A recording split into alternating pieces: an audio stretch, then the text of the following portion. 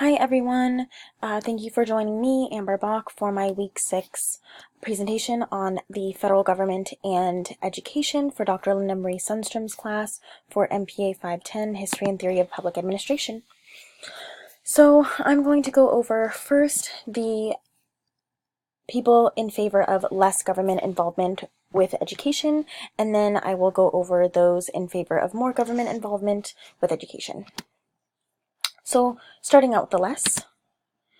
First and foremost, they believe that the Bill of Rights in the 10th Amendment says the powers not delegated to the United States by the Constitution, nor prohibited by it to the states, are reserved to the states respectively or to the people. So immediately they're saying the federal government's involvement in education is unconstitutional. Nowhere in it states that the federal government should have such a large role in education, so that alone should just nix the federal government having so much power. They like the old way of the government, which was under dual federalism, where it was like this nice, beautiful layer cake with 3 separate layers. Everyone knew what they were in charge of. No one really crossed their lines.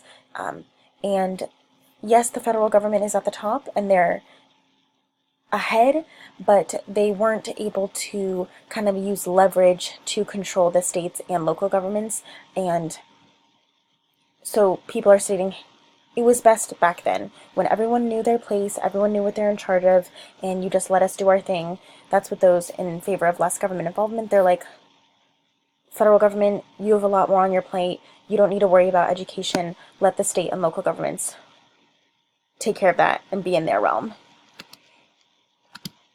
And then we have Mayo's theory of the Hawthorne effect and how performance is affected by different stresses in the environment, like those in the factory that were affected by lights performed differently than when they didn't have lights, and then different people had different reactions. So that's what people are saying in public education. They're saying children are affected by their environments. They're going to perform differently. So someone in Los Angeles is going to perform differently than someone in Montana because they have different stresses that will affect their productivity and efficiency. And then we have Mary Parker Follett and her theory on reciprocal relationships. Rather than having this top-down approach of the federal government being in charge, just setting their standards and their rules, she believes for more efficiency and productivity, why not have this intermingled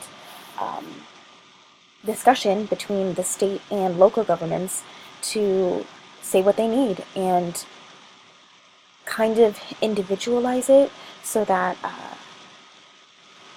everyone gets what they need and it's not just one level. I know they're trying to think about this as being equal, but really it's not being equal because they're stating someone who is struggling and can't learn a certain way shouldn't be forced to test the same way that another person can, and they excel in that way. If things were swapped and learning styles were changed, or a number of different things were changed, maybe they would be able to perform better. But if you just create this standardized way, not everyone is going to perform the way that they say it is. So we need that reciprocal relationship for the communities and local governments to say, no, this is what we need this to thrive and succeed. Then we have McGregor's theory of a theory Y type of management. So basically those who think less government involvement would be more beneficial are saying, hey, we don't need the federal government hanging over us to be motivated to succeed. Teachers want their students to succeed. Students want to succeed themselves. They don't need that additional pressure. And then we have Maslow's hierarchy of the 5 steps that need to be taken in order to succeed and for motivation, and that's the physiological needs, safety needs, the social needs, esteem needs, and then that's when you reach the top, the self-actualization.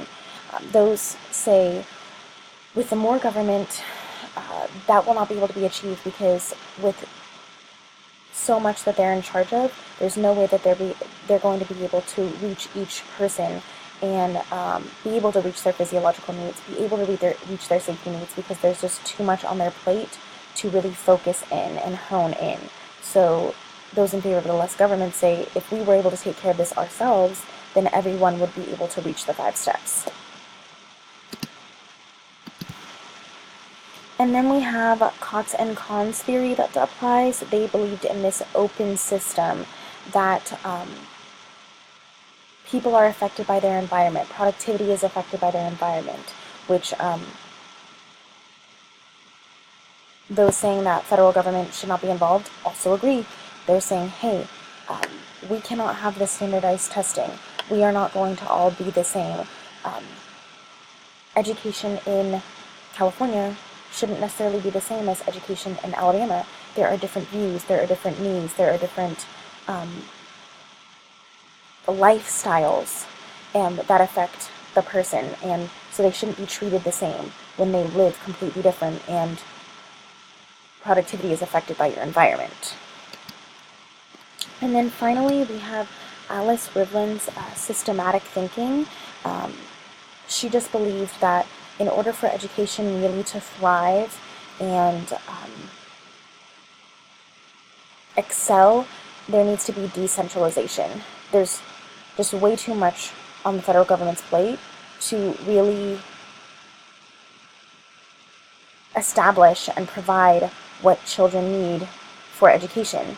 There's no way to do this standardized treatment because unfortunately there's just, people live different lives, people have different types of wealth, people have different types of needs, learning styles, so you really need to decentralize the way of public education because, according to her, federal government is just not the way. And then we have those who say no. We need more federal government involvement to succeed. That's the only way to go. So they have this agreement, or they would agree with the cooperative federalism. So there aren't any pretty separated lines. It's more of like a marble cake. They're all working together, intertwined, not really having clear-cut boundaries to succeed. They need to work together and overlap. And then we have Brodson's The American System, which also builds upon that cooperative federalism. Essentially, he was just stating that the functions of the government are not in neat layers like they were back in dual federalism. They're all mixed up and chaotic, but the most important fact is that this system is one government serving one common end. So they're stating there should not be this, I'm in charge of that, you're in charge of this, I'm in charge of that. Everyone needs to be intertwined for the common end, which is the people.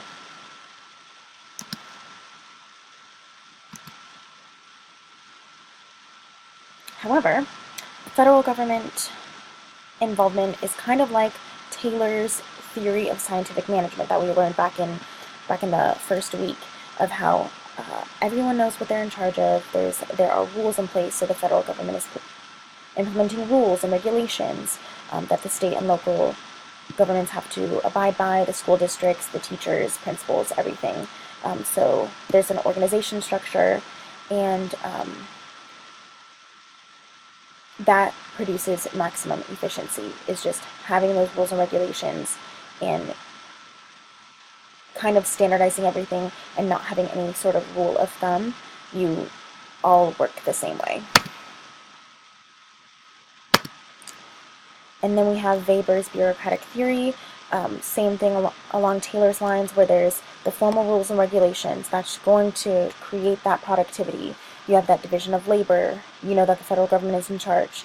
They have the Department of Education, and then everything is just in a ladder going down. But it kind of creates this impersonality with education.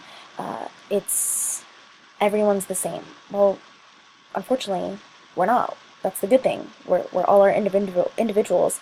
I'm going to learn a different way than someone else in the class. Of course, there are going to be people that overlap and have the same sort of learning styles, but not 100% of the students are going to have the same learning styles. But those who are in favor of the more federal government involvement say nope, best efficiency, best performance is done with everyone under the same formal rules and regulations. And then building upon Weber's bureaucratic theory, we have Lindblom's The Science of Muddling Through, kind of that everything is incrementally done. You kind of just build upon and build upon and build upon what's been over the years. There's no like aha moment where, oh my gosh, everything's going to be changed. So you kind of just keep going with the way that things have been going for the past 50 or 60 years because that's the way it's been. So you just muddle through and continue on. And then finally, we have that second part of McGregor's theory of Theory X, and those that are in proponent of more federal government involvement are saying, no, we need the federal government to kind of stay in that high power, stay in that upper range, because students and school districts and teachers aren't just going to automatically self-motivate. They need that micromanagement to succeed and get better and perform. So obviously I utilized the Bill of Rights and the articles from our Schaffritz Classics of Public Administration. And thank you guys so much for finishing my presentation with me. You guys all get a gold star.